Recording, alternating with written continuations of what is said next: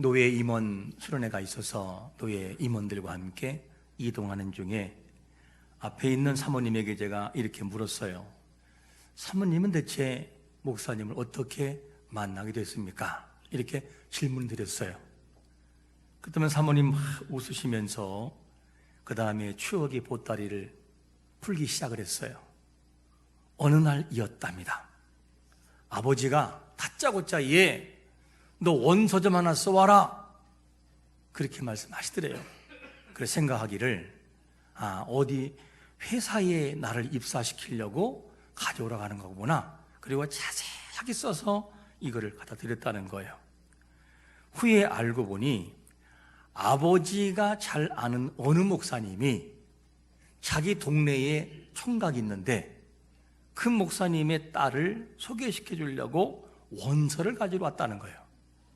그래서 이 원서를 써서 이 아버지 친구 목사님이 이제 원서를 가지고 남자에 가는 중이었어요. 그러다가 옥천의 어느 한 가게에 잠깐 들렸는데 가게 주인이 하는 말이 뭐냐면 아이 목사님 어딜 다 그렇게 다녀오세요? 그래서 사실 이야기했어요. 사실은 내 동네에 총각이 있는데 이 총각에게 처녀를 소개시켜 주려고 원서를 가지고 지금 가는 중이다. 그랬더니만 뭐라고 하느냐, 그 원서 좀 볼 수 있냐고. 우리 집의 아들도 결혼해야 된다고 그 원서를 보여달라고 해서 보여줬어요. 그때 하는 말이 뭐냐면 목사님 그 사람이 가지 말고 우리 아들에게 주세요. 그래서 원서를 뺏겨버렸다는 거예요. 그리고 난 다음에 이제 이 다음에 이런 과정을 통해서 애초에 가기로 했던 그 원서가 그 총각에 가지 않고 다른 사람에게 방향이 틀려버린 거예요. 이래서 당사자들이 이제 대전 모 커피숍에서 단둘이 만나는데 이런 일이 있기 전에 사모님은 어떤 일이 있어도 나는 목사님하고 결혼 안 한다. 왜냐하면 목사님이 너무 힘든 걸, 아버지 목사님 힘든 거를 봐왔다 보니까 그 일을 감당하기 힘들다고 그래서 도망다녔대. 계속. 그런데 이상하게 마음속에 이제는 그러면 안 될 것 같더라는 거예요. 그래서 만약에 상대가 나에게 싫다라고만 안 하면 나는 무조건 결혼한다 이런 마음 들더래요. 그리고 총각을 나가서 만나는데 총각이 차를 마시는데 얼마나 순수한지 차를 마시면서 떨더래요. 이렇게 너무너무 떨어가지고 야 총각이 참 순수하다, 너무 순수하다 그리고 마음에 들었대요. 그리고 난 다음에 이제 약혼을 하게 되고 뒤늦게 궁금해서 물었대요. 나를 만날 때 그렇게 내가 좋았냐? 내가 이렇게 무서웠냐? 왜 이렇게 긴장하고 떨었냐? 그래서 물었더니만 하는 말이 뭐냐면 사실 내가 어제 하도 무거운 걸 들어가지고 손이 힘이 없어가지고 떨리는 거라고. 야, 하나님은 어떻게 그렇게 오해하게 만들어서 마음에 들게 했을까? 우리가 이 이야기를 들으면서 어떤 걸 느끼냐면 하나님은 어떤 일을 이루시기 위해서 당신이 원하시는 방법대로 이루어 간다는 거예요. 사람들은 근데 그것을 눈치를 못 챈다는 거죠. 세월이 지나고 보면 그래서 그랬구나 하는 섭리를 알게 돼요. 이곳에 계신 분들은 하나님의 방법을 통하여 부름받은 섭리 속에서 이루어진 사람들인 것을 믿으시기를 축원합니다. 하나님은 그렇게 일을 하신다는 거예요. 그래서 하나님이 한번 하기로 작정하면 말릴 자가 없어요. 못 말린다니까요. 말릴 수가 없어요. 아무리 하려고 해도 하나님이 모든 걸 하시면은 못 말려요. 오늘 본문에도 지혜 있는 인생이 뭔지를 쭉 앞에서 이야기하다가 지혜로운 인생이라고 한다면 반드시 보아야 할 거 있다는 거예요. 뭘 보고 살아가야 되느냐? 지혜로운 인생은 이것을 보며 살아가야 된다. 첫 번째로 뭐라고 말씀하냐면 하나님이 행하신 일을 볼 수 있어야 한다. 보라고 말해요. 13절에 보니까 이렇게 말씀하잖아요. 하나님께서 행하신 일을 뭐라? 보라. 하나님께서 곧게 하신 것을 누가 능히 곧게 하겠느냐? 하나님이 행하신 일을 보라. 보라. 원문에서는 뭐라고 표현되고 있냐면 심려를 기울여 깊이 살피라, 이것을 보라는 단어예요.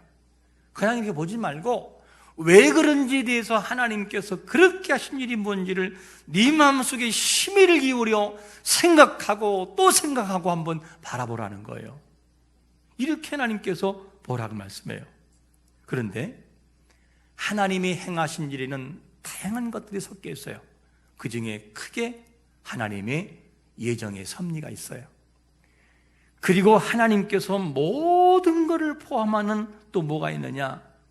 하나님의 섭리와 주권이 있어요. 이런 것들은 하나님이 한번 마음을 먹고 이끌어 가시면 바꿀 수도 없고 어떻게 해볼 수 없어요. 하나님이 이끌어가는 과정 속에서 이게 하나님의 일하심인 것을 보게 됩니다. 분명한 것은 뭐냐면 하나님은 우리를 예정하셔서 이끌어가고 있다는 거예요. 그런데 예정이라고 하는 이런 부분들, 작정이라고 하는 이 부분들을 인간의 이론을 가지고는 다 이해를 못합니다. 어떻게 일하겠어요? 있기도 전에 우리를 하나님께서 생각하시고 예정하셔서 언제 보내 그를 하나님께서 믿게 함으로 구원하신다라고 하는 것을 어떻게 우리가 이해하겠어요? 굳이 이것을 설명한다면 우리가 우리 자녀를 아직 낳진 않았어요. 그런데 마음속에 부모가 서로 상의해요. 우리 아들의 이름을 질 때는 나무로 지자. 나무, 가을나무 라고 한다. 아니면 꽃순이라고 지자. 뭐가 이름이 있어요. 아직 있진 않아요. 근데 이름을 줘요. 그 정도밖에 우리는 이해할 수 없어요. 하나님은 분명한 것은 뭐냐면 반드시 우리를 예정하시고 작정해서 섭리라는 테두리 안에서 돌아가게 하신다는 거예요. 그런데 이것을 사람들은 눈치를 못 챌 수밖에 없어요. 왜? 하나님만이 하신 일이기 때문에. 그래서 시간이 지난 다음에 도저히 예수를 안 믿을 것 같은 사람이 중직이 되어 있기도 하고, 저 사람은 인간 도저히 아니다라고 했는데 어느 날 보니까 너무 신실한 모습으로 바뀌어 있기도 해요.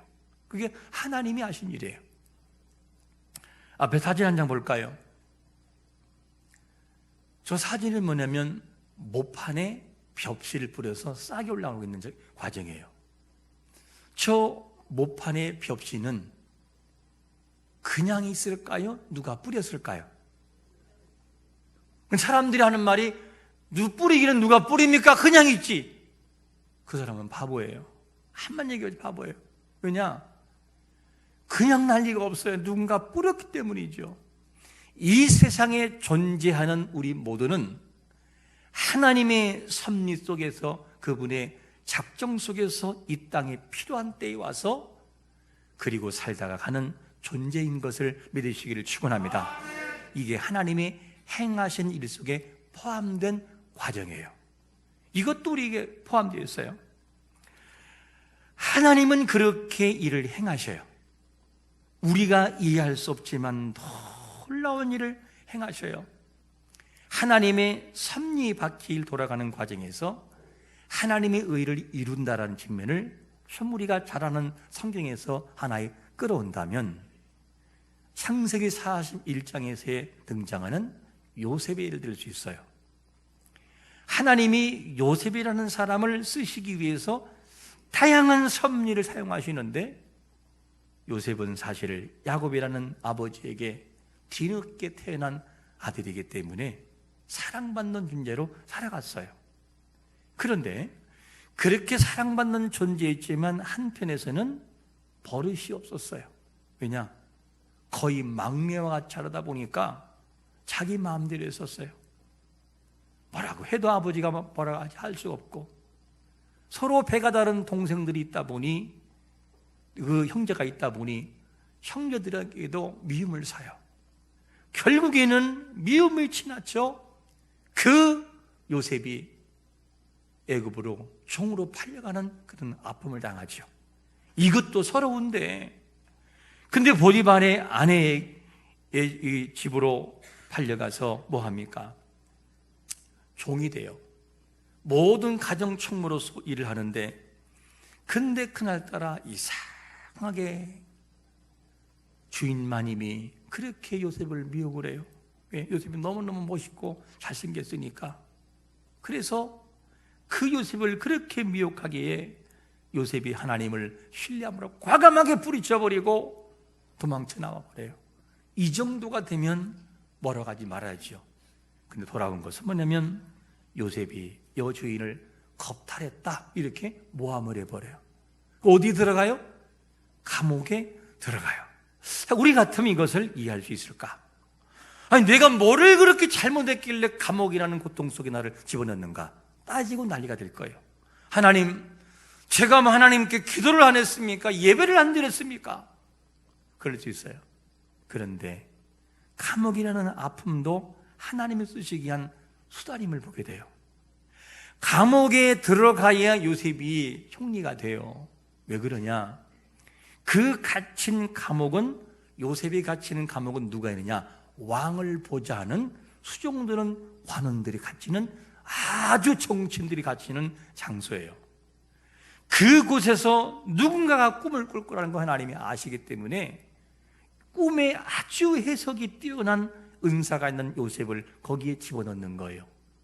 실제로 꿈을 꾸기 시작하는데 두 사람이 꿈을 꿔요. 그 중에 한 사람이 이제는 꿈을 꾸는데, 꿈을 꿔놓고 너무 이상해서 이게 해석할 수도 없어요. 그 꿈은 이런 꿈이었어요. 술 맡은 관원장이 포도나무가 있는데 나무 3가지가 있고 싹이 나서 꽃이 피고, 그리고 포도송이가 익었고 내 손에는 바로의 잔이 있기로 내가 그거를 짜서 집을 바로에게 드렸어요. 이것을 들었던 요셉이 뭘 걱정하십니까? 해석은 하나님이 하십니다. 그리고 당신은 사흘 안에 복직될 것입니다. 그리고 다른 한 사람은 당신은 죽을 것입니다. 그대로 내버려요. 이 정도가 됐으면 고마워해야 돼요. 고마움을 몰라야 돼요. 너무너무 고마워해야 돼요. 근데 고마움을 전혀 모르고 이 술 맡은 관원장이 그냥 잊어버려요. 분명히 나갈 때 부탁을 했어요. 나를 잊지 말으라고. 근데 잊어요. 얼마 동안? 2년 동안 잊어요. 이 말이 됩니까?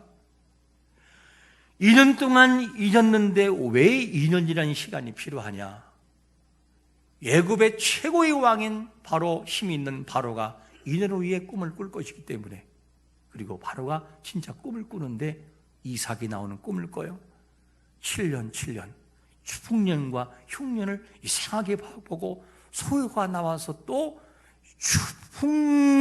충실한 것과 부실한 것이 서로가 잡아먹는 꿈을 꾸는데 요셉이 해석을 해요. 왕이요, 이 나라에 앞으로 7년 동안 큰 풍년일 것입니다. 그러니 풍년이 이 모든 것을 잘 대처해서 흉년을 대비하십시오. 그리고 말을 들어보니까 왕이 들어보니까 통쾌해요. 애굽에 있는 그만큼 많은 술사와 모든 사람은 다 동원해도 해석을 못하는데 요셉은 너무나 명쾌하게 해요. 그리고 실제로 그렇게 돼버려요. 그래서 너무나 마음에 들어서 바로 왕이 요셉을 어떻게 하느냐? 애굽의 총리를 세워요. 그리고 난 다음에 이 아버지 야곱과 그 일행들이 전부 다가 어디로 오느냐? 애굽으로 오는 거예요. 그리고 그때부터 시작하여 애굽이 번성하게 계속 번성해서 가나안 땅으로 가게 할 상황으로 되어지는 거예요. 총리가 되고, 그리고 이스라엘을 다시금 이렇게 살게 만드는 역사. 이 모든 과정에서 수레바퀴, 섭리의 수레바퀴가 돌아가고 있는 걸 봐요. 이게 하나님의 행하심입니다. 그런데 하나님의 섭리를 말하면서 하나님께서 굽게 하신 것을 누가 곱게 하겠느냐? 여기서 굽게 한다는 이 말은 아와트라는 히브리 원문인데 무슨 뜻이냐면 구부러지다, 그리고 억울하다, 그리고 엎드러뜨리다, 그런 말이에요. 이 말을 보면 하나님의 섭리에 받기에는 무엇이 있느냐? 어떨 때는 너무너무 억울해 보이는 상황도 오더라는 거예요. 눈물도 나오고 왜 그래야만 되나요? 라는 아픔들을 경험할 때가 있더라는 거예요. 이게 하나님이 행하시는 섭리 속에 포함된 거라는 거죠. 그런데 사람들은 이것을 이해하는 것을 너무 힘들어해요. 이해가 안 되니까. 여러분, 어떨 때는 억울하고 어떨 때는 눈물이 나고 어떨 때는 실패한 것처럼 느껴지는 순간에도 하나님은 일하고 계신 것을 믿으시기를 축원합니다. 하나님은 그렇게 하신다는 거예요. 하나님은 단 한 번도 실수함이 없어요. 완전하셔요. 그래서 하나님의 모든 것은 하나님은 전부터 다 알고 계시기 때문에 실수함이 없어요. 하나님은 인생의 각본을 만들어 가신 분이셔요. 그리고 인생의 주연과 조연을 결정하셔요. 인생에 있어서 너는 엑스트라, 너는 주인공. 하나님이 다 정하시 이렇게.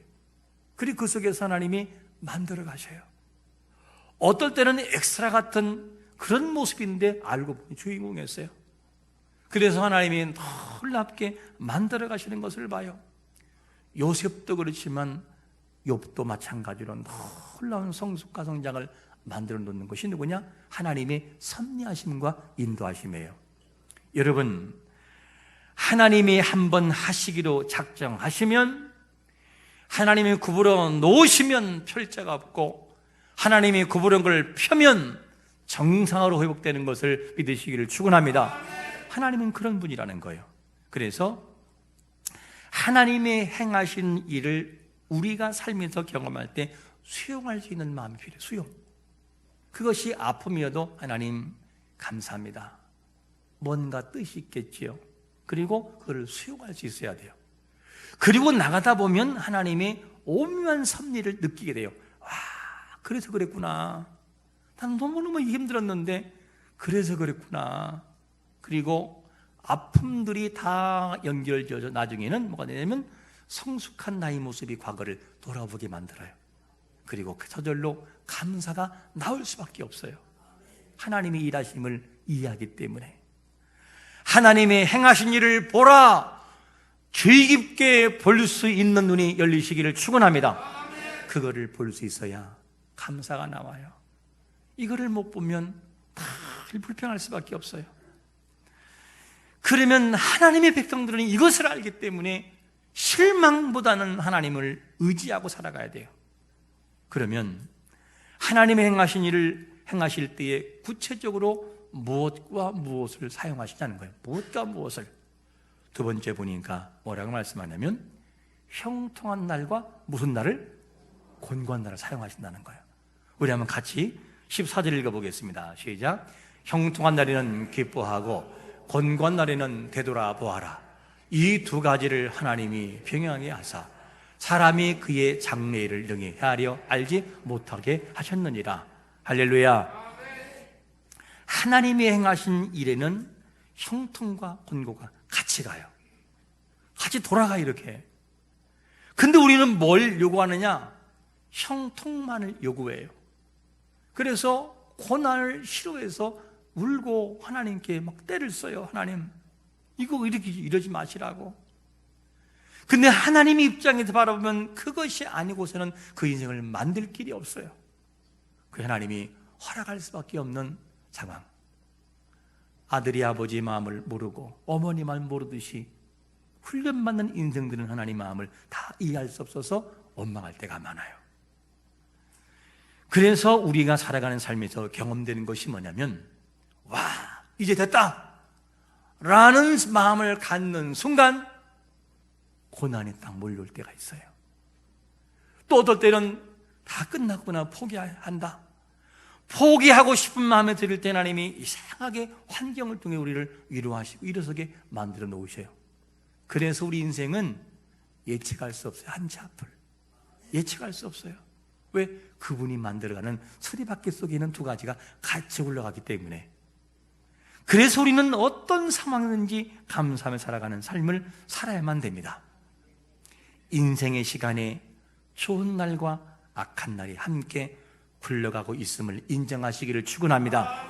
이거를 수용할 수 있어야 돼요. 그래야 성숙한 신앙이 됩니다. 하나님의 섭리를 이해하는 사람은 어떤 상황에서도 포기하는 마음을 갖지를 않아요. 그리고 깊이 생각을 해요. 하나님이 왜 그러셔야만 되는가? 왜 그랬을까? 이렇게 생각합니다. 그리고 어떤 상황에서도 기쁨 날이 다가와도 자만하지 않고 교만하지 않아요. 왜? 하나님이 어떤 분인지를 알기 때문에. 그래서 우리가 오늘 본문을 통해서 형통한 날에는 기뻐하고 곤간 날에는 생각하라는 거예요. 하나님이 이걸 우리에게 주고 있어요. 생각하되 깊이 생각하라, 사려 깊게 생각하라는 거예요. 우리는 고난이 다가올 때 깊이 생각하지 않는 습관이 있어요. 일단 우리에게 고난이 다가오면 하나님 왜 그러시는데요? 뭐 때문에 그러시냐고요? 막 따지고 울며 불며 뒤늦게서야 기도하다가 그럴 수 있겠구나, 그랬구나, 맞아, 그것 때문에 그래, 이렇게 알게 돼요. 이게 사람들의 모습이에요. 그래서 고난이 있을 때 우리를 돌아볼 수 있는 그런 기회로 삼으시기를 축원합니다. 뭔가가 있어요. 하나님이 하실 일이 반드시 뭔가 하실 일이 있다니까요. 이거를 기억해야 돼요. 그래서 우리가 이 고난이 다가올 때 어떤 상황에서도 흔들리지 말고 하나님을 신뢰하는 게 중요합니다. 형통과 고난을 겸하여 사용하신 하나님 앞에 우리가 할 수 있는 것이 뭐냐면, 할 수 있는 것은 다른 거 없어요. 그냥 우리 인생들이 이끌어 가시고 총체적으로 이끄시는 하나님을 신뢰하는 거예요. 하나님, 당신의 일하심을 제가 믿습니다. 반드시 나는 이해할 수 없으나 하나님은 당신의 선하신 뜻이 이 과정을 통해 이루어질 줄로 믿는다고 그분을 고백하는 것, 그분 앞에 나를 낮추는 것 외에는 다른 길이 없어요. 하나님을 신뢰하고 정말 하나님을 신뢰하고 나가는 것이 왜 그렇게 중요하냐? 중요한 이유가 하나 있어요. 하나를 소개하면 이렇습니다. 사진 한 장 볼까요? 저분이 누구냐면 아시아인으로 최초로 세계 무역센터 WTCA라고 말하지요. 수석 부총재 올랐던 이돈 박사. 그러면서 워싱턴 성광교회 장로님이셔요. 이돈 장로님. 근데 장로님이 정말 하나님을 신뢰하는 습관의 삶을 살아간 그런 분이었습니다. 세계무역센터협회 수석 부총재로 재임 당시에 무슨 일이 벌어지느냐? 사진 한 장 볼까요? 9일 테러가 벌어져요. 근데 그 당시에 그가 이 사회 갈 때 마침 그날 110층에서 회의가 있었어요. 회의가. 근데 그날 아침에 이상하게 장로님이 뭔가를 잘못 먹어가지고 너무나 배가 아파가지고 30분을 늦게 갔어요. 그때 딱 저 사건이 벌어진 거예요. 30분 만에 살았어요.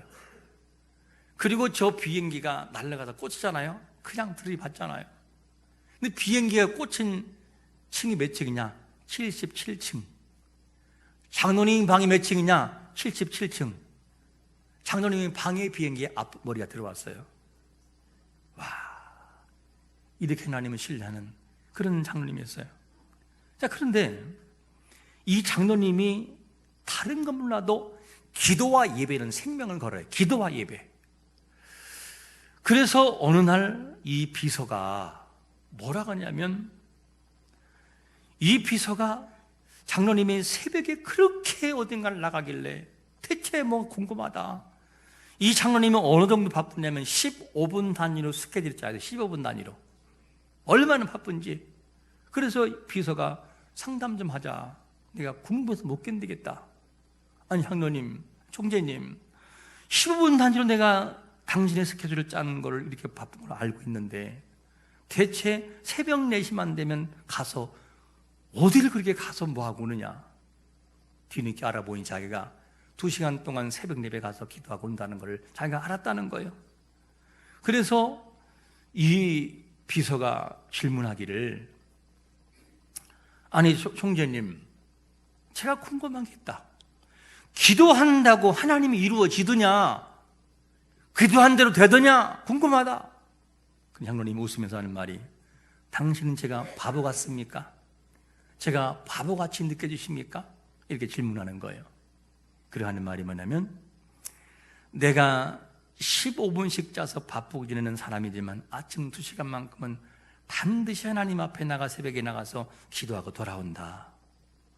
나는 기도에 전념할 때 하나님이 나를 사용하시는 것을 너무나 많이 경험한다. 내 인생을 돌아볼 때 가장 아쉬운 게 뭔지 아느냐? 더 기도하지 못한 것이 내 인생에 아쉬움을 남는다. 그러면서 하는 말이 뭐냐면, 기도가 응답되지 않았다면 내가 이렇게 모일폰으로 미국에 와서 유학도 하고 미국 주류회사에 들어가서 세계무역센터의 사상 최연소 이사로 부의장으로 내가 올 수 있다고 생각하느냐? 말이 되지 않는다. 그러면서 자기는 한 가지 소망이 있고 지켜오는 관이 있다는 거예요. 그게 뭐냐? 자기가 섬기는 작은 교회에 주일 예배를 결단하고 빠지지 않는다는 거예요. 예배를 반드시 하나님 앞에 줄 예배를 드리는데 어느 정도냐면, 외국에 어떤 일 때문에 바이오로 나갑니다. 나가면은 외국에 나갔다가 금요일, 토요일에 유럽에서 출장 가면은 주일날 비행기 타고 다시 미국으로 온다는 거예요. 뭐 하려고? 주일 예배 드리려고. 그리고 다시 간다는 거예요. 그리고 얼마 전에는 스웨덴 국왕 노르웨이 국왕을 만찬을 잡혔는데 그날에 마침 언제냐? 주일인 거예요. 그래서 이 주일이기 때문에 이거를 캔슬을 놓고 빠져나오는데, 빠져나오길 사람들이 뭐라고 하느냐? 아니, 얼마나 바쁜 일이 있길래 그렇게 이 중요한 자리를 빠져나가냐?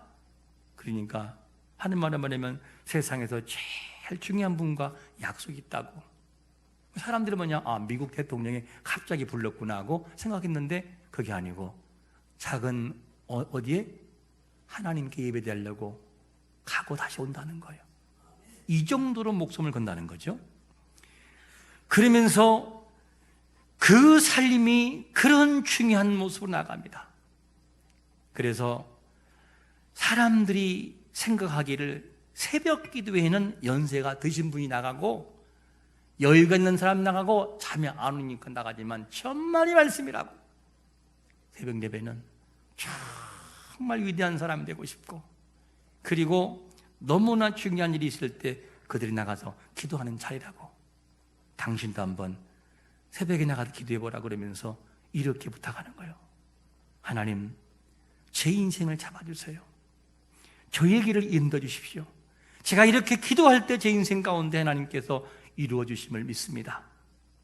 그리고 당신이 5분 이상 지속되는 고민거리가 있다면 그건 당신의 일이 아니고 하나님의 일이라고 맡겨보라고 한번 이 얘기를 비서에게 했다는 실화의 간증이 있어요.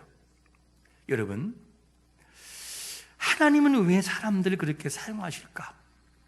하나님은 사람들을 사용하시는데 어떻게 사용하시냐면, 하나님의 섭리의 수레바퀴를 통해서 일하시되 형통한 날과 그리고 곤고한 날을 병행시키고 그 일을 행하신다는 거예요.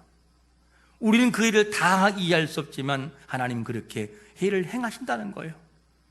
그러므로 우리가 반드시 할 것이 뭐냐면, 우리에게 주어진 환경 속에 하나님이 일하실 때 형통을 사용하시든 이때 교만하지 말고, 우리에게 고난과 아픔이 있을 때, 눈물이 나올 때 좌절하지 말고, 왜냐? 한 부분을 보지 말고 하나님의 섭리의 수레바퀴를 같이 보라는 거예요. 이 모든 바퀴가 돌아갈 때 하나님이 무엇을 하려고 그러실까? 반드시 하나님은 완전하신 그분인데 왜 자녀에게 그런 아픔들을 때로는 허락하실까? 왜 그럴까? 하는 생각을 하는 거예요. 그리고 자세히 들여다보면 그것이 보인다는 거예요. 그래서 행하신 일을 보라! 주의 깊고 심사 깊게 그 일을 보고 그리고 깨달으라는 거예요. 너의 인생 속에 형통도 있고 고난도 있다. 그게 내가 하는 하나님의 일하심이란다. 이거를 너희들이 볼 수 있어야 한다는 거예요. 여러분, 하나님의 섭리스레 바뀌는 지금도 돌아가고 있고 우리가 만들어지고 있음을 믿으시기를 축원합니다. 만들어지고 있어. 지금도. 오늘 우리가 기억할 말씀은 섭리하시는 하나님이에요. 하나님은 우리가 다 이해할 수 없지만 하나님의 방법으로 형통과 고난날을 함께 병행의 소리를 만들어가고 있다. 이걸 기억하고 이번 한 주 동안도 섭리하시는 하나님을 조금도 의심하지 말고 믿고 신뢰하는 그런 삶을 살아가시기를 예수 그리스도의 이름으로 축원합니다. 아멘.